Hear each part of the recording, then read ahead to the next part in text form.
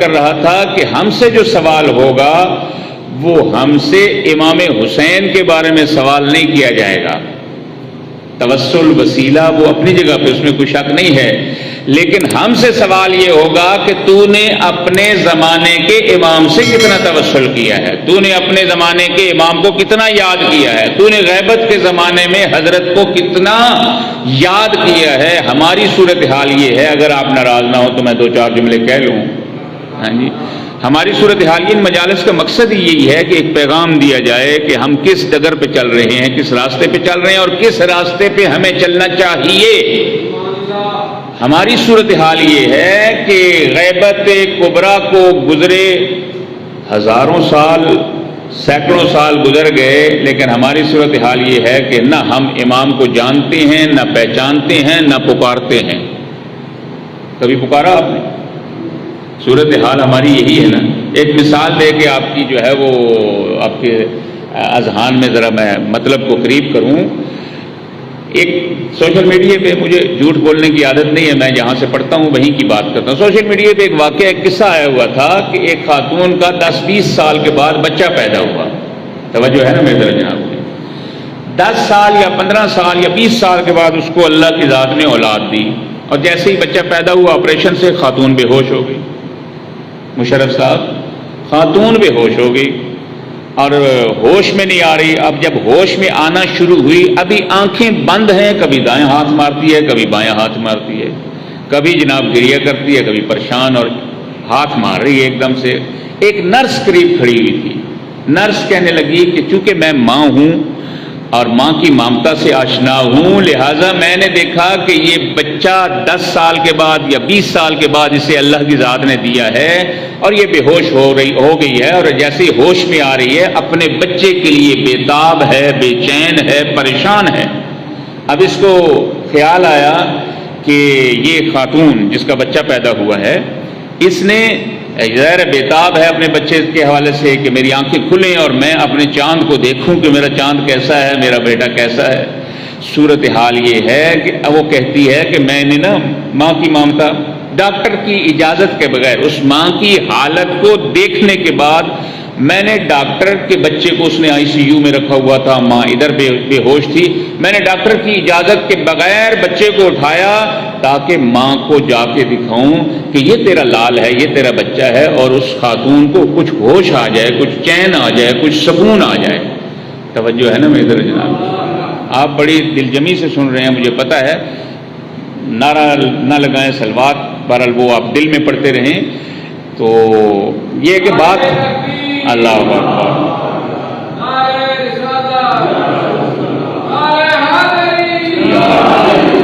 بات آپ کو سمجھ آنی چاہیے، آپ کے اذہان میں بیٹھنی چاہیے. نرس کہتی ہے میں نے کہا کہ چونکہ میں ماں ہوں، میں سمجھتی ہوں کہ ایک ماں بچے سے کتنا پیار کرتی ہے.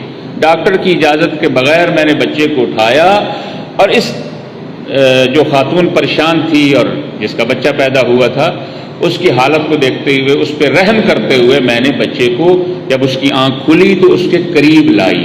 جیسے ہی اس کے قریب لائی تو مجھے تعجب ہوا کہ اس نے جناب علی ہاتھ مار کے بچے کو پیچھے کہا. اس نے کہا میں بچے کے لیے پریشان نہیں ہوں، میں موبائل کے لیے پریشان ہوں. توجہ فرمائی آپ نے؟ یہی حالت ہماری ہے، یہی حالت ہماری ہے. میرے محترم، کتنے سینکڑوں سال گزر گئے، امام زمان اجل اللہ فرجہ شریف گم ہیں، اور اس بچے جتنا پیار بھی ہمیں اپنے امام زمان سے نہیں ہے. ہم بھی موبائل کے پیچھے ہیں. ایک لمحہ موبائل گم ہو جائے ہمیں بے چین ہو جاتے ہیں، بےتاب ہو جاتے ہیں. کتنے سال ہو گئے امام زمان غائب ہیں، ہم کتنے بےتاب ہیں اپنے وقت کے امام کے لیے.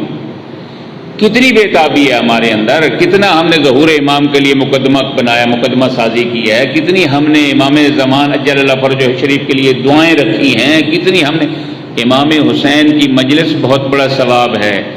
امام حسین کی مجلس میں آنا، امام حسین کی مجلس برپا کرنا، یہ بہت بڑا ثواب ہے. لیکن اس مجلس میں اگر درس سے قائم آل محمد انسان لے کے نہ جائے، اپنے زمانے کے امام سے، مجلس حسین سے غافل چلا جائے، اس کا مطلب ہے نہ تو نے حسین کو سمجھا ہے، نہ قائم آل محمد کو سمجھا ہے.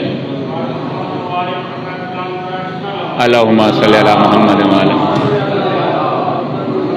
اور مم ماتا ولم یعرف امام زمانے ہی، بجلی آتی جاتی رہے گی آپ پریشان نہ ہو، مم ماتا ولم یعرف امام زمانے ہی ماتا میتتن جاہلیہ، جو اپنے زمانے کے امام سے تیرے زمانے کا حسین قائم آل محمد ہے، اور تجھ سے قائم آل محمد کے بارے میں سوال کیا جائے گا، جو اپنے زمانے کے امام کی معرفت کے بغیر مر گیا وہ جہالت کی موت مر گیا۔ ابھی کچھ دنوں کی بات ہے، ایک مثال دے کے آپ کی خدمت میں عرض کروں، ایک بندہ جو ہے وہ بڑا داڑھی رکھی ہوئی اور بڑا نیک متقی بنا ہوا اور بڑا لوگوں کے اندر جناب علی، وہ جسے کہتے ہیں نا باتونی جناب علی، تو اس نے سمجھا کہ یہ طالب علم ہے، سادہ ہے، اسے کیا پتہ ہے۔ میں نے کہا جناب علی میں ہوں سادہ، اس میں کوئی شک نہیں، میرے لیے میں کوئی تکبر تھوڑی کہ میں مطلب حوزہ علمیہ سے آیا ہوں تو میں کہوں گا نہیں میں فقیہ اہل بیت ہی ہوں، نہیں بھائی طالب علم ہوں، مجھے جو بات آتی ہوگی بتاؤں گا، جو نہیں آتی ہوگی کہہ دوں گا نہیں آتی۔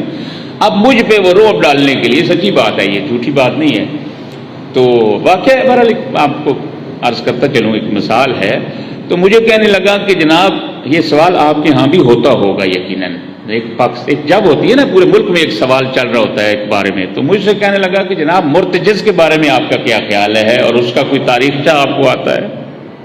توجہ ہے جناب کی، ناراض تو نہیں ہو گئے؟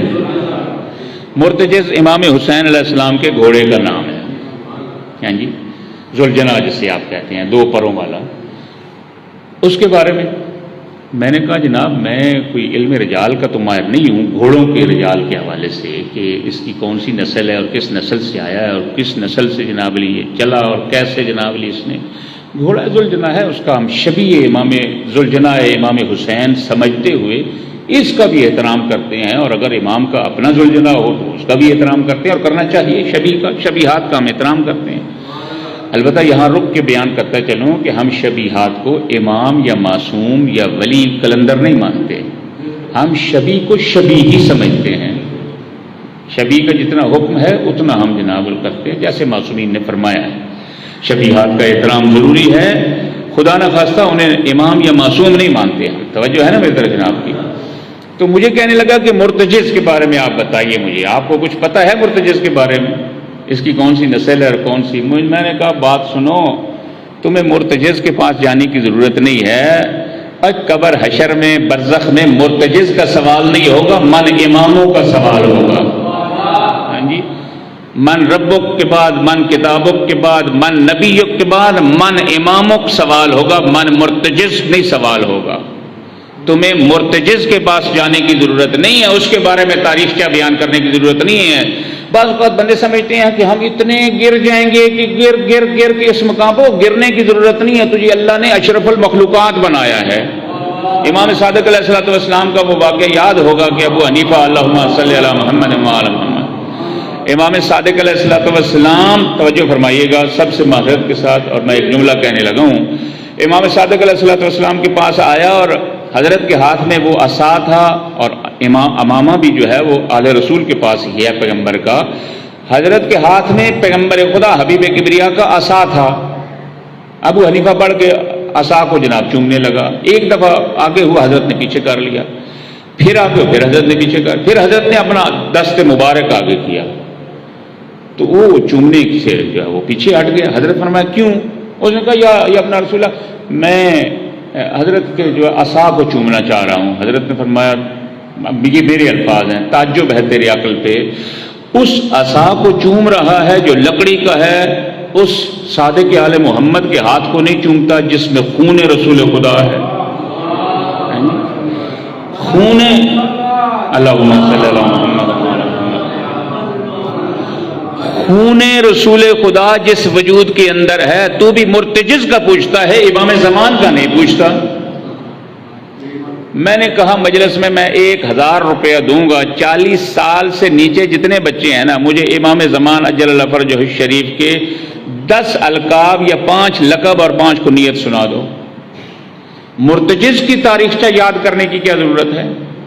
احترام شبیہ کا اپنی جگہ پہ، کوئی یہ نہ کہے کہ منکر ہے، نہ وہ بات نہیں ہے، احترام اپنی جگہ پہ۔ بھائی تم اس کو یاد کرو جس کے بارے میں تجھ سے سوال کیا جائے گا، وقفوہم انہم مسئولون، جو اللہ کی ذات فرشتوں کے ذریعے تم سے سوال کرے گی کہ تیرا وقت کا امام کون تھا، جس کی معرفت کے بغیر اگر مر گیا تو جہالت کی موت مرے گا، یعنی کفر کی موت مرے گا۔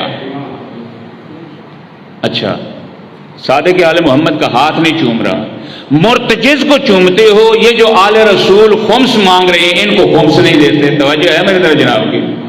کتنی غریب سیدادیاں موجود ہیں جن کو جو خمس کی مستحق ہیں اور ہے بھی ان کا اپنا مال، کتنے غریب سید ہیں جو مستحق ہیں، مرتجز پہ ہزاروں روپے لگاتے ہو، آل رسول کے گھرانے پہ کوئی نہیں لگاتا جناب۔ توجہ تو ہے نا میری طرف جناب؟ ناراض تو نہیں ہو رہے؟ نہیں، آپ تو سارے لگاتے ہیں نا، آپ تو ماشاءاللہ سارے اہل علم علماء دوست لوگ ہیں۔ صلوات پڑھیں بآواز بلند، اللہم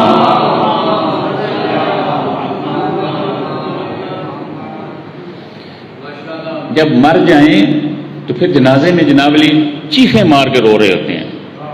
مریض ہو سادات تو پیسے دیتا کوئی نہیں ہے، جا کے دوائی لے لو،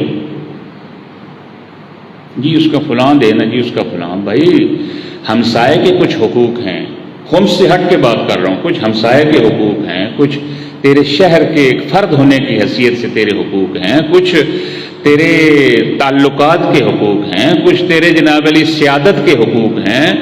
بھائی تو سیدوں کا خیال اس حوالے سے رکھنا۔ مرتجز کو تو جناب علی سیب کھلاتا ہے، اور کتنی سیدادیاں ہیں جن کے پاس جہیز نہ ہونے کی وجہ سے شادی نہیں ہوتی۔ میں نہیں کہتا نہ کھلا، اگر تجھے اللہ کی ذات نے دیا ہے تو ان کو بھی کھلا، سیب نہیں بے شک آم کھلا، جو مرضی کھلا، لیکن ان کا بھی خیال رکھ، ان کے حقوق کا تجھ سے پوچھا جائے گا کہ فلاں سید تیرے محلے میں رہتا تھا، اسے دوائی کی اتنی ضرورت تھی، اس نے جناب علی آزمائش کروانی تھی، اس نے ٹیسٹ کروانا تھا۔ وہ ضروری تو نہیں ہر بندہ اٹھ کے جناب علی مانگنا شروع کر دے، اس کی عزت کا، نفس کا خیال رکھ۔ امام حسن مجتبیٰ علیہ الصلوۃ والسلام کی خدمت میں ایک شخص آیا، اللہم صلی علی محمد وعلی محمد۔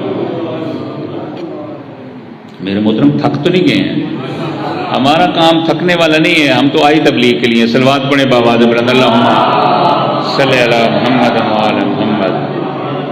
امام حسن مجتبیٰ، ہمسایوں کا خیال رکھو، سادات کا خیال رکھو، سیدانیوں کا خیال رکھو، کوئی مسکین، کوئی مجبور، کوئی لاچار ایسا نہ ہو کہ خدا نہ خواستہ وہ تیرے پیسے نہ دینے کی وجہ سے کوئی فعل حرام پہ مجبور ہو جائے، اس میں تو بھی مجرم ہوگا۔ شاید اس کو گناہ نہ پہنچے، تو جسے پتہ ہے کہ یہ ضرورت مند ہے، اگر اس کی مدد نہیں کرتا تو تجھ سے سوال کیا جائے گا۔ امام حسن مجتبیٰ علیہ الصلوۃ والسلام سے ایک شخص آیا دروازے پہ، اور آ کے اس نے سوال کیا، توجہ ہے نا میرے طرف جناب کی، کہ میری مشکل ہے اور مجھے اتنے درہم اور دینار چاہیے۔ فرزند رسول نے اسے وہ درہم اور دینار عطا کر دیے، اور عطا کرنے کے بعد دو واقعے ہیں۔ ایک واقعے میں جب فرزند رسول نے عطا کیا نا، تو وہ بندہ خدا جو لینے کے لیے آیا تھا اس نے رونا شروع کر دیا۔ اب جب رونا شروع کیا تو فرزند رسول فرماتے ہیں، اے بندہ خدا، تیری ضرورت زیادہ تھی، میں حسن مجتبیٰ نے تمہیں کم عطا کیا ہے۔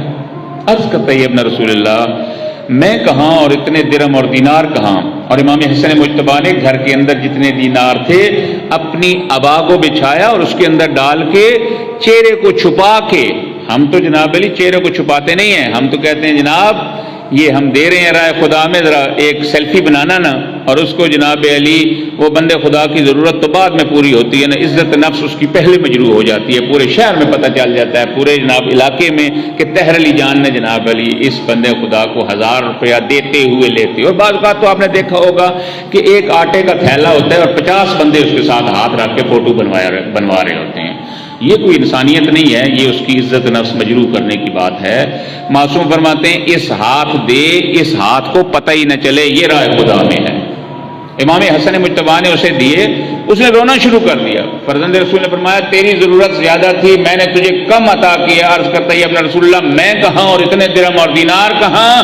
فرمایا پھر روتا کیوں؟ عرض کرتا ہے ابن رسول اللہ، میں رو اس دن کو رہا ہوں جس دن یہ کریم ہاتھ مٹی کے نیچے چلے جائیں گے اور مجھ جیسے فقیروں کو کوئی پوچھنے والا نہیں ہوگا۔ صادق آل محمد کے ماننے والے ہو، امام حسن مجتبیٰ کے ماننے والے ہو، مجلس میں وعدہ کر کے جاؤ، تیرا ہمسایہ، تیرا عزیز، تیرا کوئی رشتہ دار، تیرا ہمسایہ سید زادی تیرے دروازے پہ اگر آ کے سوال کرے اور تیرے پاس ہو تو ضرور عطا کر اسے۔ اور اگر نہیں ہے نا تو کبھی یہ نہ کہے کہ خدا نہ خواستہ کہو دفع ہو جاؤ یا اس طرح کے کچھ، نہ بڑے ادب احترام سے آیت اللہ مکارم فرمایا کرتے تھے. وہ فرماتے ہیں کہ ہمیشہ کہا کرو معذرت کے ساتھ میں شرمندہ ہوں، میرے پاس کوئی چیز نہیں. اس کو کچھ نہیں کہو میں خود شرمندہ ہوں، معذرت چاہتا ہوں آپ سے. یہ ہے نہ کرنے کا طریقہ. یہ ایک مورد. اور دوسرے مورد میں امام حسن مجتبی علیہ الصلوۃ والسلام کی خدمت میں ایک شخص آیا اور آ کے اس نے سوال کیا. جب سوال کیا تو امام حسن مجتبی نے عطا کر دیا، اور جب عطا کیا نا تو اب خود رونا شروع کر دیا. پوچھنے والے نے پوچھا، یہ ابن رسول اللہ، وہ ضرورت مند تھا، اس نے سوال کیا اور آپ نے اسے عطا کر دیا ہے، اب رو کیوں رہے ہیں؟ فرزند رسول نے فرمایا، میں اس لیے رو رہا ہوں، اے کاش اس کی زبان کھولنے سے پہلے میں حسن مجتبی نے اسے عطا کر دیا ہوتا. مجھے جب احساس ہو گیا کہ یہ ضرورت مند ہے تو مجھے چاہیے یہ تھا کہ میں اس سے پہلے اسے عطا کر دیتا. یہ ہے امام زمان اجل اللہ فرجہ الشریف کے ماننے والوں کا کردار. ہمیں سیرت محمد و آل محمد اپنانے کی. میں عرض کر رہا تھا اپنے زمانے کے امام کی معرفت حاصل کرو. معرفت کیسے حاصل کرنی ہے؟ صرف نام کی حد تک معرفت حاصل کرنی ہے، صرف شناخت ہو صرف نام کی کہ امام زمان کا نام یہ ہے، اور بعض اوقات تو ہمیں نام بھی جو ہے وہ حضرت کا نہیں پتہ ہوتا. اور اس کی وجہ یہ ہے کہ چونکہ ہمارا من، ہمارا دل، ہمارا قلب، ہمارے ہاتھ، ہماری آنکھیں، ہمارا چہرہ، ہمارے پورے کا پورا وجود گناہوں سے ایسے آلودہ ہوتا ہے کہ وہ پاک و پاکیزہ نام ہماری زبان پہ نہیں آتا. توجہ ہے نا؟ امام زمان اجل فرجہ شریف کے ظہور کے لیے بہت سے نقطہ نظرات ہیں، جن میں سے بعض لوگ ایسے قائل ہیں کہ گویا کہ آپ گناہ کرو تو حضرت کا ظہور ہوگا. نہیں میرے مطلب یہ گناہ کرنے والا عقیدہ اور نظریہ یہ شیعہ اثنا عشری کا نہیں ہے. شیعہ اثنا عشری کا یہ ہے کہ ظہور امام کے لیے اپنے آپ کو تیار کرو اور اپنے وجود کو. اور میں یہ کئی دفعہ کہہ چکا ہوں کہ ہمارا وجود ہی، ہمارا عمل ہی، ہمارا کردار ہی باعث غیبت ہے. توجہ ہے نا میرے جناب کی؟ ہمارا اپنا وجود. توجہ میری طرف رہے. ابھی بہت بات چلے گی آگے، آپ پریشان نہ ہو. صلوات پڑھیں بابا بلند اللہ. ابھی تو میرے خیال میں 40 منٹ بھی نہیں ہوئے. امام زمان کا تذکرہ آ جائے تو بندے نہ مطلب تنگ ہو جاتے ہیں. آپ تنگ تو نہیں ہو رہے نا میرے بھائی؟ غیبت کا سب سے بڑا عامل ہمارا وجود ہے. خود ہمارا کردار غیبت کا. بڑا خوبصورت جملہ ہمارے دوست قبلہ مرزا حسین صابری صاحب نے 2 شعر کہے تھے بہت عرصہ پہلے. میں جب ایران گیا تو 20 سال پرانی بات ہے. اس شعر پہ انہیں 20 سال پہلے $100 انعام ملا تھا. صلوات پڑھیں بآواز بلند اللہم صلی علی محمد وعلی محمد. میں آپ سے $100 انعام نہیں لیتا، میں آپ سے صرف دعائیں لوں گا اور یہ شعر فری میں سناؤں گا آپ کو جو اب سنانے جا رہا ہوں، اور شاید پہلے بھی سنایا ہو. مرزا حسین صابری جامعۃ الکوثر کے ٹیچر ہیں، پورا پوری نظم انہوں نے لکھی. تو اس میں سے یہ شعر مجھے بہت پسند ہے. میں ہمیشہ یہ بیان کرتا ہوں غیبت کی جو علت ہے، جو عامل ہیں، وہ ہم خود ہیں. بڑا خوبصورت شعر وہ کہتے ہیں. کیوں یہ کہتے ہیں جو ہے نا میرے جناب کی؟ ابھی تو مثال دی ہے میں نے موبائل کی کہ ہم امام کا ذکر ہو تو موبائل لے کے بیٹھ جاتے ہیں. البتہ حسن ظن کرنا چاہیے، شاید کوئی بندہ کوئی مجبوری بھی ہو اس کی. کیوں یہ کہتے ہیں سبھی روح رواں پردے میں ہے؟ توجہ ہے نا میرے جناب؟ کیوں یہ کہتے ہیں سبھی روح رواں پردے میں ہے؟ آنکھ پر پردہ پڑا ہے، وہ کہاں پردے میں ہے؟ ہماری آنکھوں پہ گناہوں کے پردے ہیں، ورنہ امام اسی زمانے میں اسی مجلس میں آتے بھی ہیں، ہمیں دیکھتے بھی ہیں، نظر کرم بھی فرماتے ہیں. اور خود امام فرماتے ہیں کہ اگر ہمارا نظر کرم نہ ہو تو تمہیں دشمن چیر پھاڑ کے کھا جائے. یہ نظر کرم امام زمان جل فرجہ شریف ہے. اور ہمارے ایک اور دوست ہیں سید زیغم لکھنوی، انہوں نے ایک اور انداز سے پیش کیا کہ جب ہماری آنکھیں جو ہیں، توجہ ہے نا میری طرف جناب کی، کہ حضرت کے ظہور کے لیے ہم نے اپنے آپ کو کیسے تیار کیا ہوا ہے اور کیسے تیار کرنا چاہیے. وہ کہتے ہیں اس تصور میں کہ ایک روز زیارت ہوگی، اس تصور میں کہ ایک روز زیارت ہوگی، میں نے رکھی ہیں بچا کے گناہ، میں نے رکھی ہیں گناہوں سے بچا کے آنکھیں. توجہ ہے نا میری طرف؟ اس تصور میں کہ ایک روز زیارت ہوگی، میں نے رکھی ہیں گناہوں سے بچا کے آنکھیں. اگر میری آنکھیں اتنی گناہگار ہو گئی ہیں، میرا ہاتھ اتنا صلوات پڑھے بآواز بلند اللہم صلی اللہ قبلہ اجازت ہے۔ تو ہمیں اپنے کردار پہ غور کرنا چاہیے، اپنے عمل پہ، اپنی گفتار پہ توجہ کرنی چاہیے۔ شب جمعہ ہے، حد عقل اپنے زمانے کے امام کو، اور روز جمعہ اپنے زمانے کے امام کے لیے ایک دعا تو ہمیں آنی چاہیے حد عقل۔ اس مجلس امام حسین کی برکت سے جو بندے متوجہ نہیں ہیں، مجھے نہیں پتا آپ کے علاقے میں شاید ہو، جہاں میں رہتا ہوں میں نے بچوں سے، نوجوانوں سے، البتہ بچے تو ایک مثال ہوتی ہے، بڑوں سے اصل تو پوچھا جا رہا ہوتا ہے کہ آپ کو پتہ ہے کہ دعائے ندبہ کسے کہتے ہیں یا کس کے بارے میں ہے دعائے ندبہ؟ تو جیسے آپ ساکت ہو گئے وہ بھی ساکت ہو گئے، صلوات پڑھیں بآواز بلند اللہم صلی علی محمد۔ کسی نے جواب نہ دیا۔ یہ ہماری معرفت ہے، یہ ہماری پہچان ہے۔ امام زمانہ جل فرجہ شریف کے ظہور کے لیے کردار سازی بھی ہونی چاہیے، اور پھر وظائف منتظرین میں سے ایک وظیفہ یہ ہے کہ حد عقل امام علیہ الصلوۃ والسلام کے ظہور کے لیے انسان دعا کرے۔ اب دعاؤں میں بہت سی دعائیں ہیں، پھر انشاءاللہ کل اگر فرصت ملی تو ضرور عرض کروں گا۔ ان میں سے ایک دعائے ندبہ ہے، اور دعائے ندبہ صرف جمعے کے دن نہیں، روز عید کو بھی پڑھ سکتے ہیں، عید الفطر کو بھی، عید الاضحیٰ کو بھی۔